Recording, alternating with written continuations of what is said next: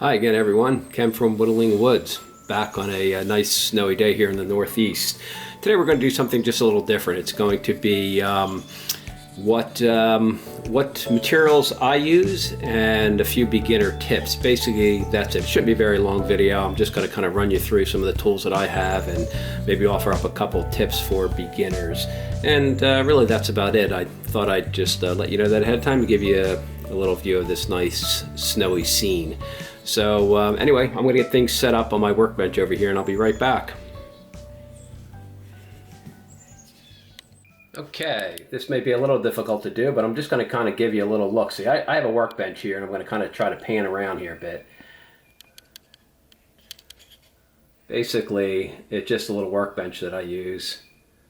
And I have a faux leather mat on there just for the video purposes, and then this bench is as a drawer, and I keep all my whittling knives and supplies in here: tape measures, different types of knives, pocket knives, and honing materials. That's about it. So I just wanted to kind of give you a look-see on how that is, and then I'll put the camera back and we'll talk about some specific items. Be right back. Okay, we're going to start off with wood carving knives. If you're going to get into the hobby, I'd recommend you get yourself a dedicated whittling knife. It's a relatively inexpensive investment. They'll run anywhere from maybe $30 to $60 or so, depending on the knife. So that's what these are. But most of these knives here were slightly modified knives from a company called North Bay Forge. You can see one up here as well. So that's and even this knife over here. These are all North Bay Forge knives. But again, I'm not recommending any specific company. I just happen to have a number of North Bay Forge knives. I like them. They're decent. They're decent knives, and they hold up well to all different types of wood. Since I carve woods other than basswood, I find that these knives work really well with all types of wood. So anyway, that's I kind of want to show you that. For protecting the knife ends, I typically use either cork or pieces of leather that I just make myself. I cut off and I either stitch up or glue up, and I keep the knives like that. I kind of like the leather over the cork, but the cork is easy and cheap, and if you know someone who likes to drink wine, then you have plenty of access to corks. So that's kind of it right there. This, let me see, this knife here is a homemade knife. It was a boning knife, and it was, I believe, 7 inches long, and I just cut it down here a bit and slightly reshaped the handle. I kind of like it. It's a good heavy-duty knife that I can use for lots of different purposes. So that's another option you have, is to kind of modify existing knives that you may have and use those. They work real well, and I've done a number of videos using this knife. So I'll have a bunch of links in the description for videos and beginner tutorials and all that kind of stuff. So feel free to check some of those out. I guess I should mention too, this knife here, this was the cut off end of that knife. So if you can imagine, it went about 7 inches and hooked upward. I cut the knife off and mounted it in this piece of oak over here, and it's not bad. I use it for a couple different purposes. So well, you sometimes one knife you wind up with, you buy one knife and you wind up with two. So just thought I'd point that out to you as well. The other option, as you've seen me use in a number of videos, are these guys here, pocket knives. Great idea and fun because they're easy to carry around. They you could just fold them up and go with them. So plenty of pocket knives around. These are Rough Rider knives that I've owned for probably over 15 years. I picked them up very, very cheap. The only thing with these knives, why I wouldn't necessarily recommend them right off the get-go for beginners, because they take some, you got to get the blade ready to go. And I do have a video on how I prepare different types of knives, which I will also link in the description, so feel free to check those out. But that's another option you could pursue. Find yourself a pocket knife and learn how to sharpen that up for whittling purposes, and you'll be good to go with that as well. The other option is the old Stanley 199. Again, you've seen me use this in quite a number of videos.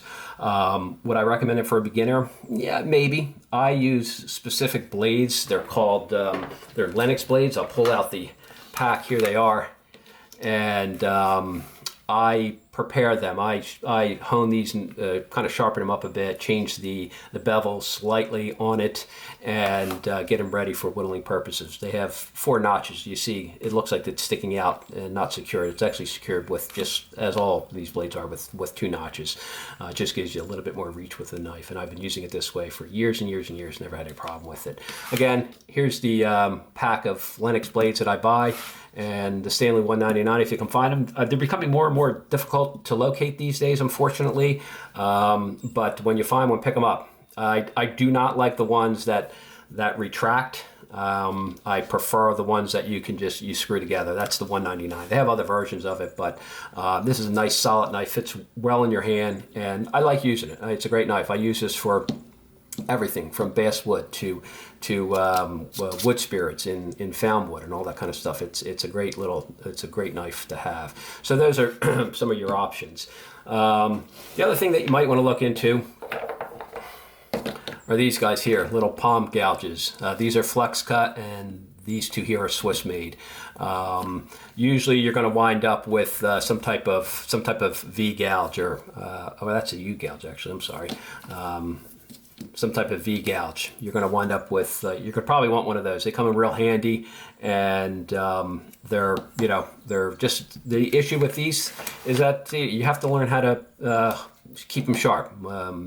V gouges have 3 surfaces. You can see the little V there. You have to sharpen this surface, and then there's a little gouge beveled, well, there's obviously the normal bevel on there, but you have to get that as well. So they're a little trickier to sharpen up. You don't necessarily need to use them, but I would recommend that if you're a beginner, you pick one up. Flex Cut sells a bunch of them relatively. They're not overly cheap, but pick yourself up a decent V gouge, and a medium-sized one. That'll do the trick, because you can do a lot with a V gouge, and that's kind of helpful. Swiss made are becoming, I think, difficult to find as well. These are really good. I bought these many years ago, and I love them. I don't have a V gouge in the Swiss made, and I wish I did, but these are really well made tools, and I do like these a lot. So those are some of the whittling, wood carving supplies that you will need. Let's see what else we can talk about here. Well, the most important thing, and I get a lot of questions on this, is honing. How much do I hone? How often do I hone? How do I hone? Again, that video on keeping your knife sharp kind of goes through that, and you'll see how I do it. This is the standard way, where you would take your knife and you'd put some, I have a couple different types of honing compound, the yellow from Flex Cut, and this is the green honing compound. The oxide or whatever it is that I use as well, and you just apply a little bit to your strop. I don't use this strop all that often, but that's what you're going to do. Apply a little bit to your strop, find your bevel, and make a bunch of passes on that side, make a bunch of passes on that side. These are used for keeping your knife sharp, not for shaping the edge, but just keeping them sharp. You're going to want to stop, depending on what you're carving, how much you're carving, what type of wood you're using, and what type of knife you're using. I get the question a lot, how often do you hone your knives during a whittle? I'd say you'll get the feel. You'll notice when they start not cutting, not slicing the wood cleanly. Stop right then. Do a few passes. Do 10 to 20 passes on one side, flip it over, do 10 to 20 on the other side. I do it a little differently. I have these little sticks. These are from a laser cut-off project that I was doing, and I just glued some leather. I have one with and without leather.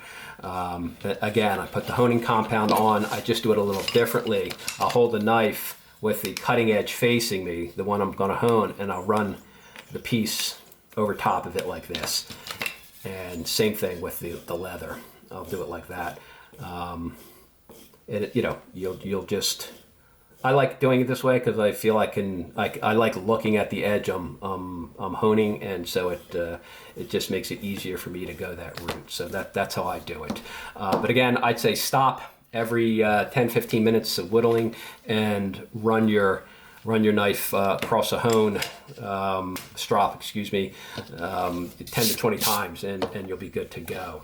So that's really about all the materials you're going to really need. I'm going to get a couple other things out and show you what a little bit more, a couple other options that down the road you might want to have. You don't necessarily need them for whittling, but these are things I picked up. Let me get that ready and I'll be right back. Okay, I thought I'd first give everyone a look, see if you're interested in doing YouTube tutorials on whittling. This is the setup I have. You can see the pole I have across there for where I put my camera, some of the lights I have, and that's the workbench I use. I also am next to a window, so I have a lot of natural light. I like to whittle during the day, preferably, so I have the natural light. But that's the kind of setup I have. I store some wood. Probably can't see it too well with the lighting, but that's the basic setup I have. Now I'm going to show you some of the power tools that I infrequently use, but something you might want to consider as well. Hold on one sec, be right back. Okay, here's the first tool. This is a Wen scroll saw.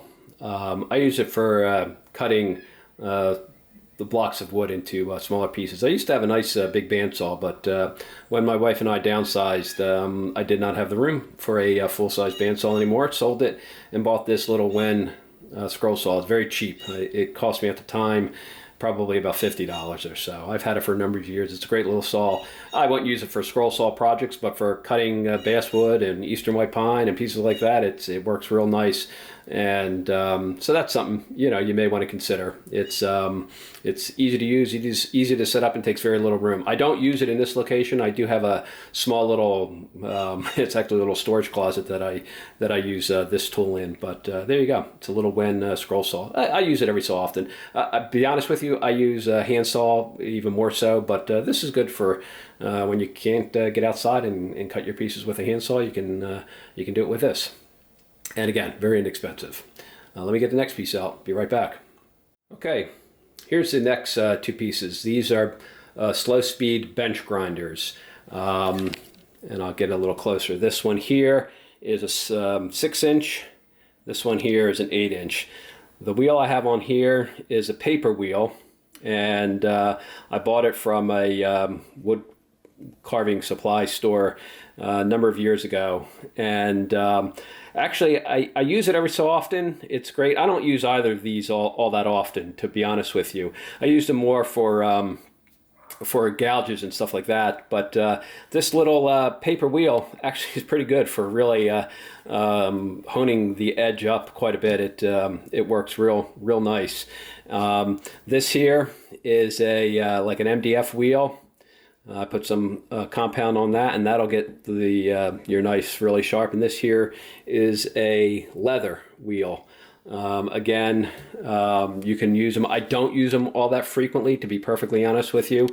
You don't need these by any stretch of the imagination. And I know this is only a 6-inch wheel and an 8-inch bench grinder. I haven't switched it over to the 6-inch one yet because I don't use it all that regularly. But those are some other things that some wood carvers, whittlers may have. You don't need them by any stretch of the imagination, but it may be a way for you to expand the hobby that you have.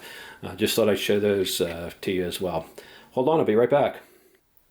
Okay, here's some wood materials that I keep on hand, just so you can see.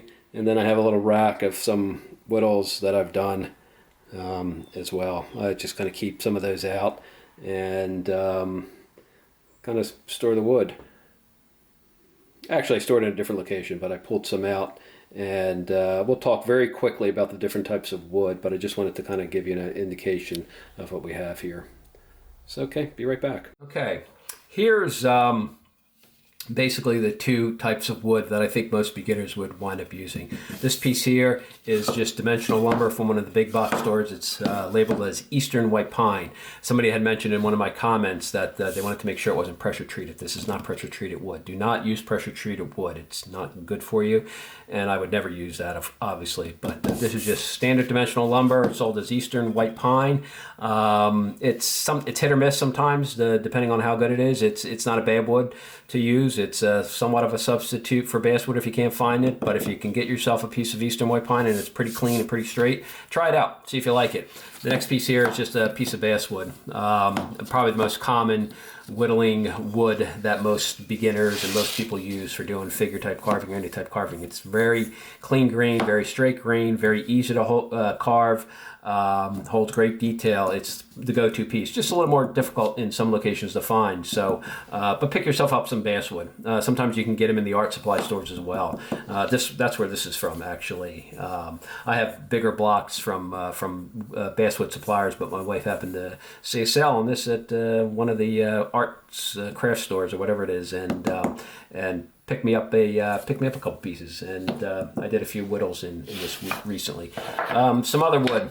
This is a koa wood from Hawaii, and I use this sometimes for doing little tikis and stuff. It's not a bad wood to carve. It's actually relatively easy to carve, and if you can find yourself some koa wood, give it a shot. It's these were pen blanks. That's how I purchased them off Etsy, I think, many years ago, and it's a great little wood to use. Here's a piece of walnut. It's a little hard to whittle, but you can do it. I wouldn't go hog wild with a whole lot of detail, but you can do it.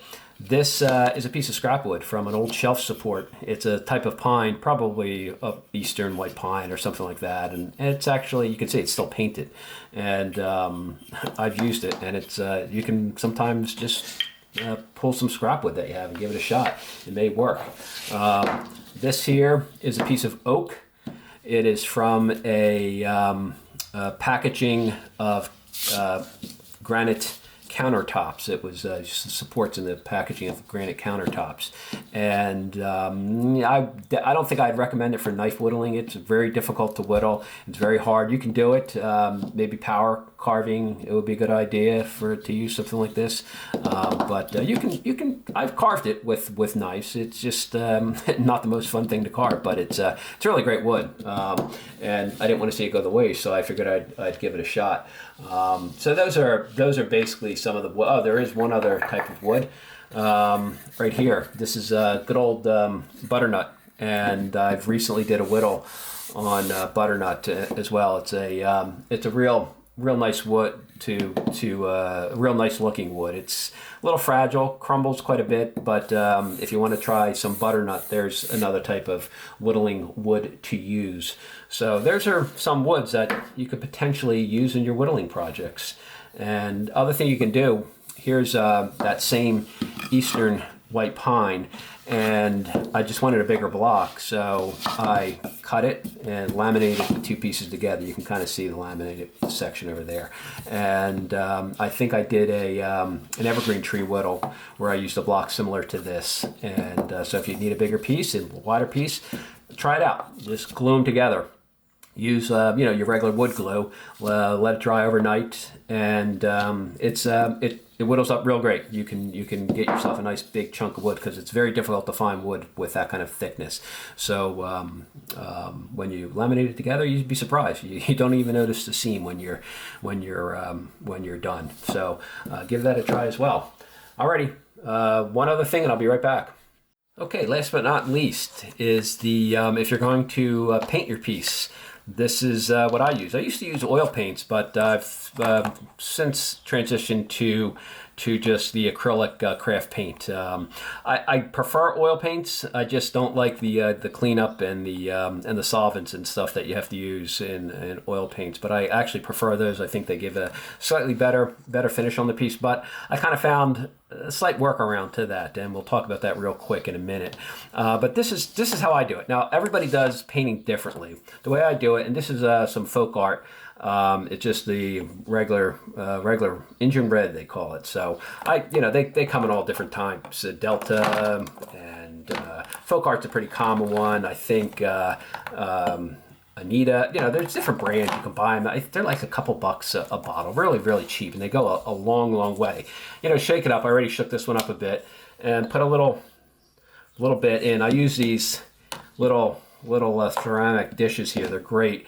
Now, the way I do it, I keep a little cup of water, a little pipette here, I guess that's what they're called, and I apply my my paint as a wash, and I'll do it both ways. Some people apply it straight, very opaque, and they're just going to put it on like so. They'll paint it like so, right on, straight from the container, and that's a great way to do it as well. I don't do it that way. I keep the brush here. I keep the cup here, an old cup, and what I like to do is create a wash. So, and I'm not saying which way is right or which way is wrong. This is just the way I do it. It kind of stains the wood. I like it because I think it keeps the grain. And then depending on how much you want to get, I just kind of water it down a bit, and then I'll just apply it kind of as a wash, just to stain the piece essentially. I like it because if you do it that way, you might have to do a couple coats, but it allows and I know some people might not like the idea, but allow some of the grain to kind of show through.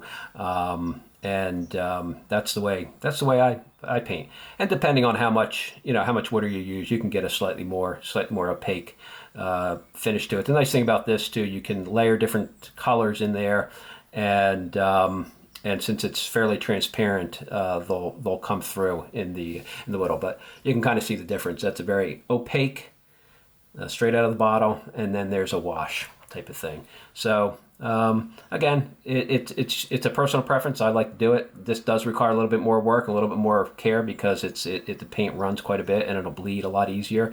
But that's the way I like to do it. Just thought I'd show you that. And then the last thing is the final finish on a piece. So let me get that out, and I'll be right back. Okay, last but not least, once the paint is thoroughly dry, and you can use a hairdryer on it to speed that process up if you like. Here's a piece I did for a video, I guess a while back. I already put some of this Howard Feed and Wax wood polish and conditioner. It's beeswax and orange oil. I found that it works real good. I just you shake it up a bit, and then I apply a little bit on there like so, and then I have a brush that I use specifically for this, and I just kind of brush it in there. And when I do this, and I let it dry overnight, and then wipe off some of the excess, or let it dry for a few hours, wipe off some of the excess, it leaves it gets into all the little nooks and crannies, and it leaves a very nice, almost oil, well, it is an oil, almost like you did paint it with oil paint.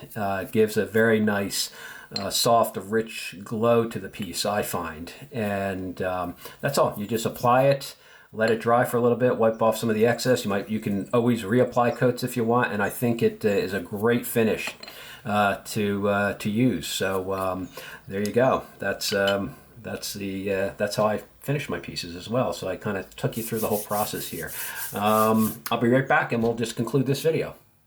Okay, I think we covered all the bases here when it comes to the whittling hobby. Kind of have everything out here that you might want to. All you would really need: a whittling knife, maybe a pocket knife, some paint, a little strop, your wood.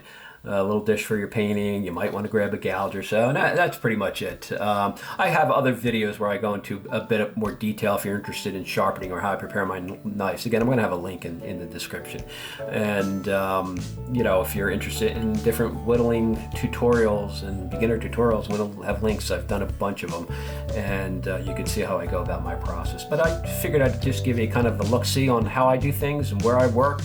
And that's really about it. If you have any questions, feel free to leave them down in the comments, and I'll do my best to answer any that you may have. So take care and have a great whittling week. Talk to you soon.